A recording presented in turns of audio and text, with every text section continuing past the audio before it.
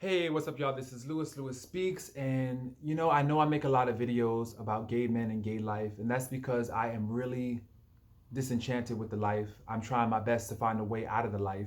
I don't know exactly what that looks like yet, but I know that I can't continue going on down this road because it's filled with nothing but anger, resentment, animosity, hurt feelings, destructive tendencies, and I just don't want any part of it, you know? Um, I've come to the realization that many gay men want to make you suffer. Some of them want to make you suffer as a test of your loyalty to see how much you love them. Some of them want to make you suffer as as an ego thing, Getting you to do things that you're uncomfortable with makes them feel powerful. It makes them feel like they're the man, by getting you to come undone. A lot of gay men saw their mothers grow up without help, without the support of a partner, of a male partner. And quite frankly, they're mad about that. They're mad that they had to take on that role. They had to be the surrogate husbands to their mothers.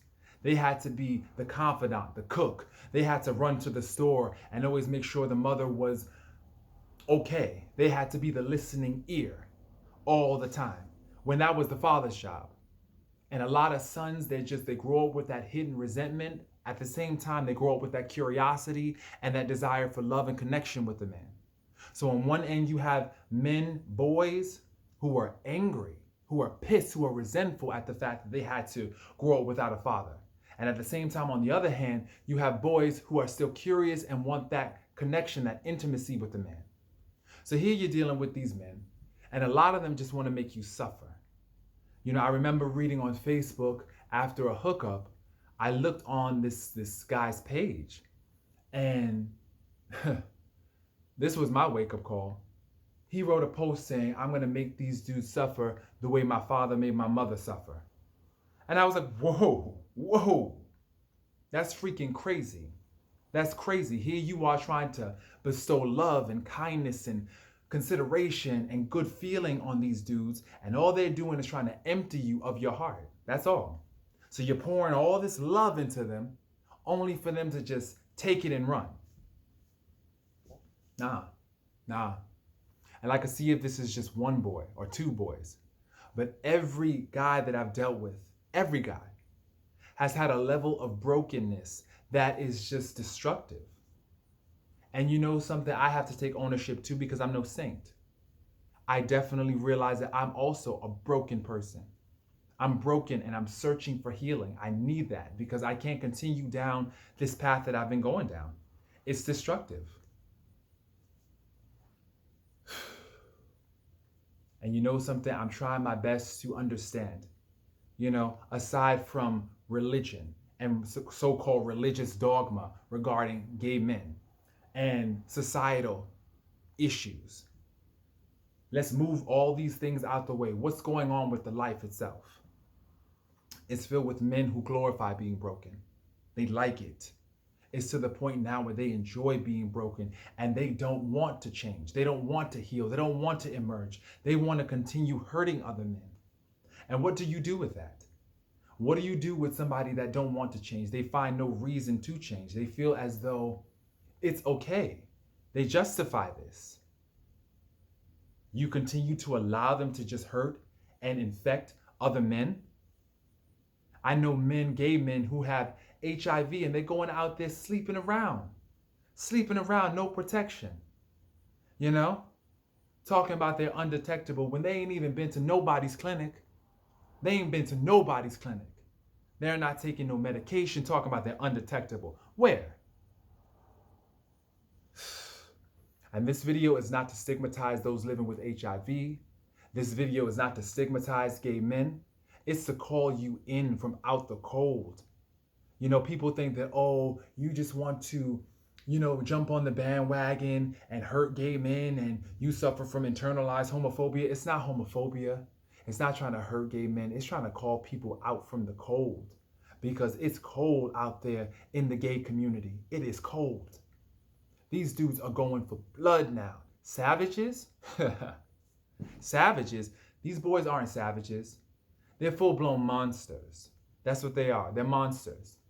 And the thing about it is you find yourself so far removed from what you once believed in. And you wonder how you even got to this place. There are many days I wonder, how did I get here?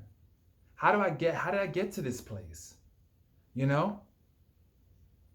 So I have to strip down the layers, just strip down the layers and try to understand, how did I get here?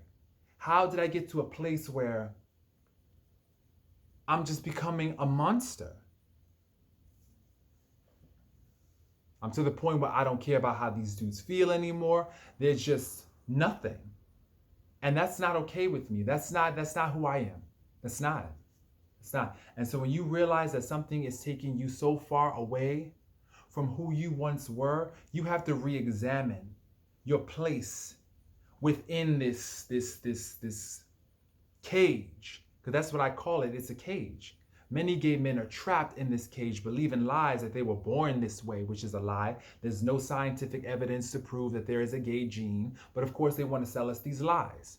They want to sell us this lie so that way we can feel trapped and hopeless and feel like we're powerless to change and transition and elevate. But you are not powerless to change. If you want to change something, no matter what it is, you can change it.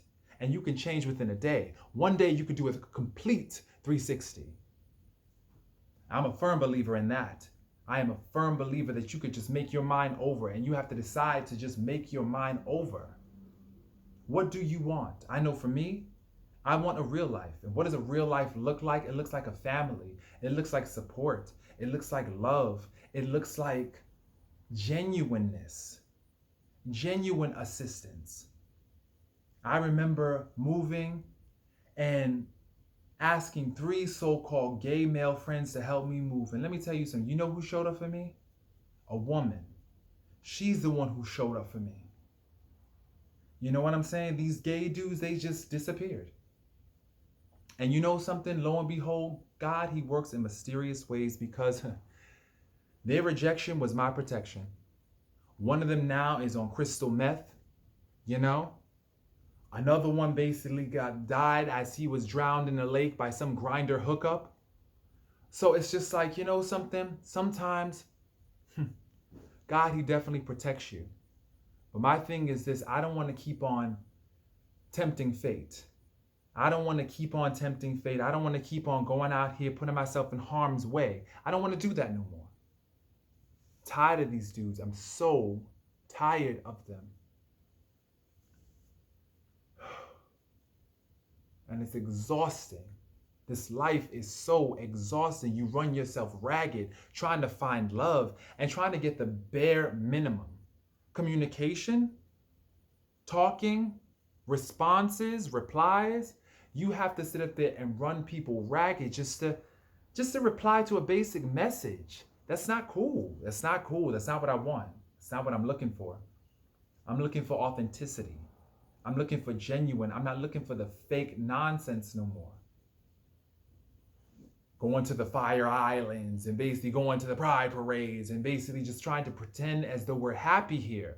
We need to stop pretending that we're so happy here, because it's not true.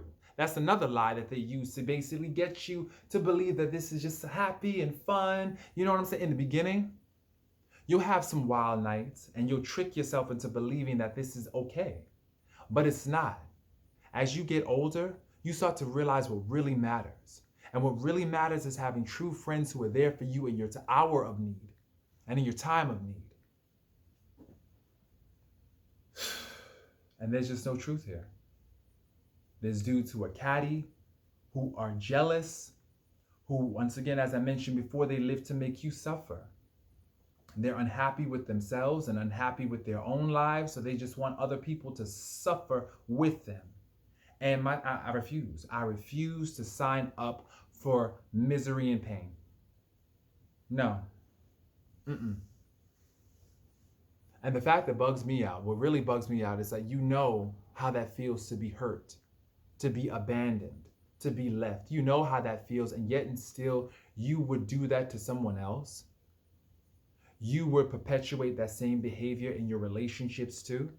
And I get it. I get hurt people. I get all that when people are wounded, they're blind, and they don't know what they're doing. They lack awareness and all that mumbo jumbo. But there comes a point at the end of the day where we all have to face our maker. We all have to take accountability, regardless of your scars, your wounds, your issues. You have got to take responsibility for your healing. And if you choose not to take responsibility for your healing, well, then you choose the outcome, which is destruction. And it's just that simple. There's no other way around it. You have got to take responsibility for your healing. And in every story that I've heard with gay men, a lot of them are just so disenchanted with the life and they seek escape.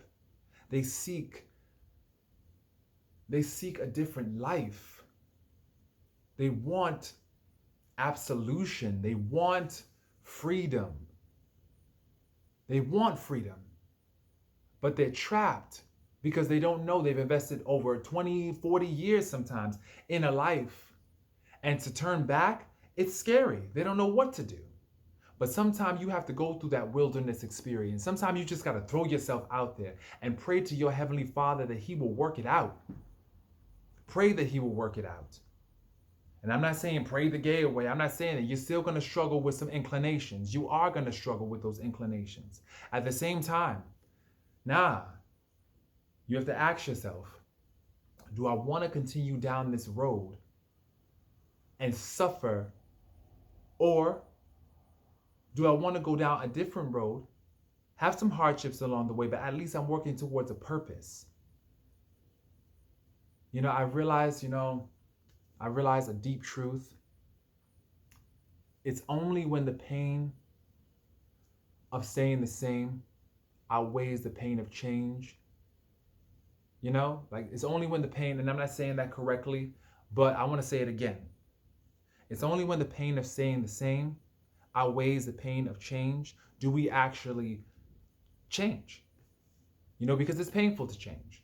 Let's be honest. It's painful to change, but it's only when you're just tired of staying the same, when you can no longer stomach living in the skin you're in. You can't stomach it. I spoke with a social work teacher, and she was working with a homeless man. And she realized that he did a complete 360, and what helped him is that he could no longer, and this is what he said in his own words. He said, I just could not stand living in the same skin I was in a day longer. He couldn't stand it. He couldn't stand any one day in the same skin would have killed him. So he knew that he had to move. And it's similar to when you are sitting in an uncomfortable position and you start to notice that your leg falls asleep. What do? You move that leg in order to regain blood flow. And that's what we have to do as gay men. We have to get ready to move that leg. Make moves out of this life, because it's garbage. It's trash. There's no love here. All there is destruction. That's it. That's it. And there's illusions of love. There are, simulations, where they'll simulate love, but it's not genuine love. Any love that does not lead you to God is not real love. Period. That's it. I'll say that again. Any love that does not lead you to God is not real love. Period. Any love that does not lead you back to yourself is not real love. Does the love in your life lead you back home? Does it lead you back home? To the center? Does it lead you back home? It doesn't lead you back home. This love here, it leads you astray. It leaves you lost.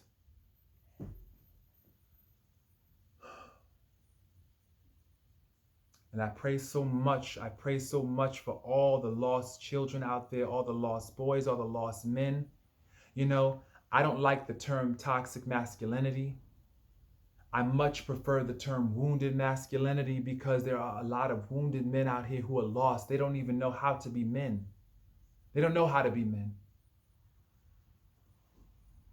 They've never had the opportunity or been shown how to be real men. They've never been shown healthy masculinity. They've never been shown that. They've been shown abusive masculinity. They've been shown this warped masculinity, this distorted version and this distorted definition of masculinity, but they've never been shown a healthy masculinity.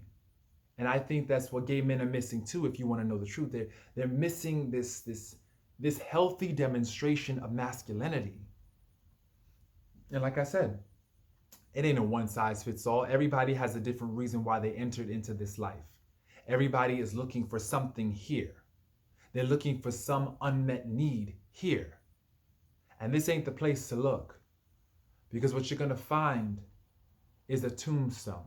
That's what you're going to find. That's it. Either the death of your heart, the death of your spirit, or the death of your physical body. I always say that this life will take you three places. You'll either end up on someone's couch, therapy, in someone's clinic, STD, or in somebody's coffin, the ground. You decide. You decide. So this is Lewis Speaks, wishing everybody a wonderful, wonderful day.